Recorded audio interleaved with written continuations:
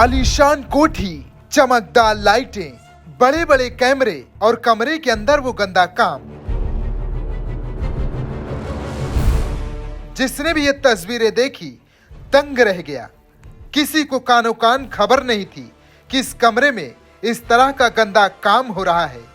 मगर जब अचानक कमरे के बाहर पुलिस पहुंची तो सब देखने लगे कि आखिर इस कमरे के बाहर इतनी फोर्स कैसे खड़ी है। आखिर इस कमरे में क्या काम चल रहा था।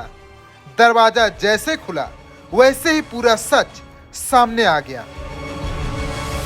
नोएडा के सेक्टर 105 की कोठी नंबर C234 में चल रहे हाई प्रोफाइल अश्लील फिल्म रैकेट में बड़ा खुलासा हुआ है।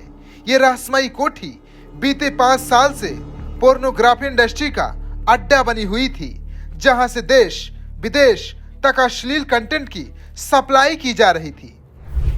वीडियो के लिए लगते थे अलग अलग टोकन। पुलिस और ईडी की जांच में सामने आया है कि इस रैकेट को उज्जवल किशोर और नीलू चला रहे थे। उन्होंने इस कोठी में एक हाई टेक स्टूडियो तैयार किया था, जहां मॉडलिंग और ग्लैमर इंडस्ट्री के नाम पर लड़कियों को पोर्नोग्राफी में धकेला जाता था। ये पूरा रैकेट एक टोकन सिस्टम पर काम करता था, यानी अगर किसी को वीडियो देखना होता तो पहले उसे टोकन खरीदना पड़ता था।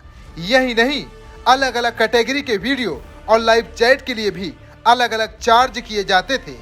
चेहरा देखने तक के लिए अलग अलग कीमत तय होती थी।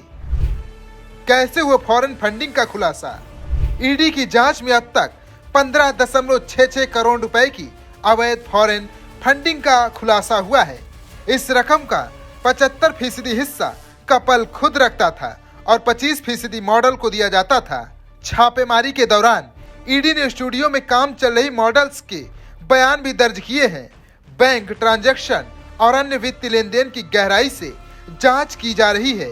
कई संदिग्ध बैंक खातों और अंतर्राष्ट्रीय ट्रांजैक्शनों की पहचान की गई है, जिसमें इस नेटवर्क की विदेशी फंडिंग के प्रमाण मिले हैं। विदेशों तक फैला है नेटवर्क। जांच में सामने आया कि अश्लील कंटेंट को विदेशों में बेचा जाता था। साथ ही विदेशी मॉडल्स को ऑनलाइन संपर्क कर 1-2 लाख रुपए महीने का लालच देकर इस रैकेट में शामिल किया जाता था।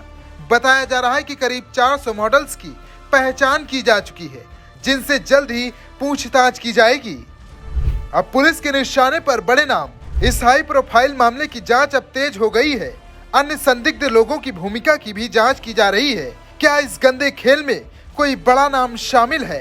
क्या बॉलीवुड की बी ग्रेड एक्ट्रेस भी इस नेटवर्क का हिस्सा थी? आगे की जांच में और भी चौंकाने वाले खुलासे हो सकते हैं।